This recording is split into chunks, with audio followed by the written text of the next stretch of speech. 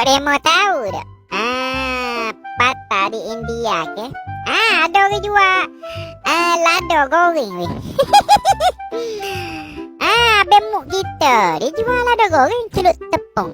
Pak Remo tahu tak? Patah-patah di India. Patah-patah di India ni. Oh, sebut juga India. Sepatut sebut Cina saat ni. Semula kita sebut Cina pula. Ada bubuh iti super solok lada tu. Hak ni you bubuh ketek. Boleh tiru serpi dia ni. Pak Remo boleh tiru deh. Sedap ni nampak serenok dak. Bubuh dulu ubi ketek hak supaya kita buat keripak tu. Celup tepung dia tu kan. Dah kodi tu. Minyak tengah gelegak-gelegak panas tu ke. Sedap lah. Gitulah patah di India. Utuh pun ada nampak sana tu. Cukurukuk kiu-kiu. Sedap weh nampak weh.